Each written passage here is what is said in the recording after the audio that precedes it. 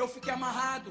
A tia Maurina, uma irmã da minha mãe, ela sabe, ela disse que ela não sabe o que aconteceu com ela. Deu uma vontade dela ir imediatamente para Campo Grande. Ela chegou em Campo Grande à tarde, eu ainda estava amarrado naquele terreiro nu.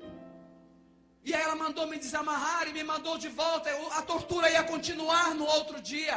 O diabo ia ceifar a minha vida, só que ele tinha se esquecido que Deus já tinha me selado quando eu ainda era uma criança. Aleluia! E quando Deus sela um homem, quando Deus sela uma mulher, todos os planos do diabo são frustrados. Aleluia! Louvado e engrandecido seja o nome do Senhor. Só que eu voltei para Cuiabá. Eu voltei para a minha cidade. Um pré-adolescente,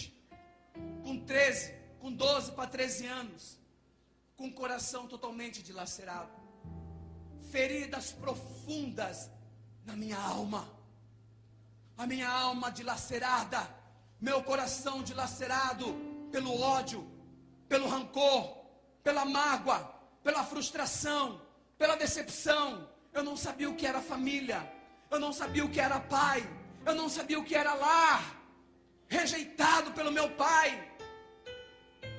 Eu comecei a sair nas noites, eu comecei a sair nas ruas, e de repente eu comecei a olhar para o espelho, e eu comecei a repugnar a minha imagem de homem. Eu olhava no espelho, eu já não queria ser mais eu. Eu já tinha começado então a vivenciar a homossexualidade com os meninos do bairro.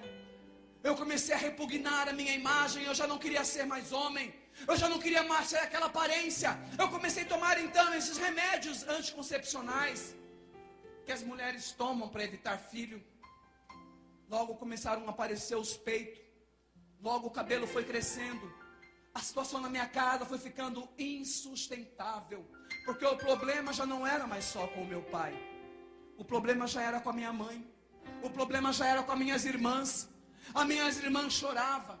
As minhas irmãs diziam assim: você é o nosso único irmão. Você é vergonha da nossa família. A minha mãe chorava e dizia: meu filho, eu não aceito você nesse estado. Porque, queridos, só uma mãe, só um pai que tem um filho homossexual dentro de casa sabe como é que sangra o coração de uma mãe. Sabe como é que sangra o coração de um pai? Porque não é isso que um pai, não é isso que uma mãe sonha para um filho. O que um pai sonha para um filho é a continuidade da família. A homossexualidade mata o sonho do pai, mata o sonho da mãe. E a palavra do Senhor lá em 1 Timóteo, no capítulo 1, no versículo 9, a Bíblia diz que o pecado da homossexualidade é comparado como assassino de pai e mãe. Timóteo capítulo 1, 1 Timóteo capítulo 1, versículo 9. Porque mata os sonhos. Mas nós temos visto hoje esse movimento pró-homossexualismo querendo nos descer a goela abaixo, que isso é normal, que os pais têm que aceitar. A mídia tem feito apologia ao homossexualismo, a ponto de pais e mães aceitarem o estado do filho e da filha na homossexualidade. Mas nós que conhecemos a luz da palavra, nós temos que amar, mas jamais aceitar, jamais concordar, e provar a esta geração que o projeto de Deus é a família. Aleluia, aleluia. E a situação na minha casa é indo cada vez de mal a pior. Eu parei com meus estudos, comecei a sair nas ruas, e nessas indas e vindas na rua, de repente eu parei de longe e eu vi um grupo de travesti. Eu comecei a observar, eu comecei a olhar para aqueles travestis. Eu percebi que eles entravam e saíam de dentro dos carros. Eles entravam e saíam de dentro dos carros. Eu me aproximei de alguns deles e perguntei para eles assim: mas espera aí, vocês ganham dinheiro nessa vida? Um deles disse para mim: nós ganhamos muito dinheiro nessa vida. Na mesma hora, o diabo soprou no meu ouvido. Na mesma hora o diabo disse para mim: isso será uma forma de você vingar do seu pai. Porque meu pai vivia dizendo que eu não prestava. Meu pai vivia dizendo que eu era inútil. Meu pai vivia dizendo que eu não valia nada. Palavras de maldição lançados sobre a vida de uma criança. Hoje, quantos e quantos pais lançam palavras de maldição sobre a vida dos filhos?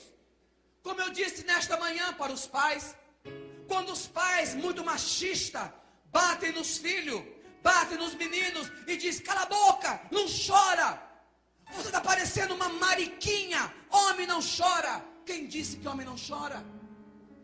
Quem disse que homem não chora? Ou as mães agridem as meninas e falam: cala a boca, sua vagabunda. Palavras de maldição lançada sobre a vida dos nossos filhos. Vamos corrigir sim, vamos colocar limites sim, vamos educar sim, pais, mas vamos vigiar nas palavras que nós lançamos sobre a vida da nossa família, porque os nossos filhos é herança de Deus, e há poder na palavra. Nós temos que abençoar a vida dos nossos filhos, nós temos que abençoar a vida da nossa família, e temos que vigiar nas palavras que nós lançamos sobre a vida dos nossos filhos. Aquele travesti me fez um convite, me levou para a casa dele, e naquela mesma noite, ele me deu droga. A palavra do Senhor lá no Salmo 42, no versículo 7, a Bíblia diz assim, que um abismo chama outro abismo. Naquela mesma noite, ele me deu droga. No outro dia, ele me transvestiu e me levou para a esquina. E para minha surpresa, eu descobri que para ser travesti, precisa ser homem. Porque 99% dos homens que saem com os travestis, quem é ativo é os travestis. E 90% são homens casados, que deixam as esposas dentro de casa para se unir com aqueles homens. E muitos ainda passam, ainda criticam aqueles homens. Muitos ainda passam, ainda zombam daqueles homens.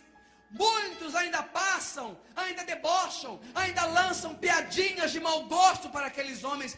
Eles sim, queridos, estão com os pecados expostos. E muitos que estão com os pecados encobertos se sentem melhores do que eles. Não, nós não somos melhores do que eles, porque o nosso pecado está encoberto e os deles só estão expostos. Nós achamos que nós somos melhores? Não. Jesus também morreu pela vida deles. Romanos, no capítulo 3, no versículo 23, a Bíblia diz assim, querido: porque todos pecaram e destituídos foram da glória de Deus, inclusive os homossexuais e os travestis. Romanos, no capítulo 11, no versículo 32, a Bíblia diz que Deus encerrou a todos debaixo da desobediência, para teres com todos de misericórdia. Todos nós, se nós formos meditar na palavra do Senhor, queridos, nós não somos melhores do que Ele. Efésios, no capítulo 2, se nós formos ler essa passagem de Efésios, no capítulo 2, trazendo ela para a primeira pessoa, a palavra do Senhor diz assim, Efésios no capítulo 2, e Deus, Efésios no capítulo 2, a palavra do Senhor diz assim, e Ele me vivificou, estando eu, Joide, ainda morto nos meus delitos e nos meus pecados, em que em outro tempo eu andava segundo o curso deste mundo, segundo os principados e as potestades do ar, do espírito que agora opera no filho da desobediência, entre as quais todos nós andávamos, fazendo a vontade da nossa carne e dos nossos pensamentos. E éramos, por natureza, filho da ira.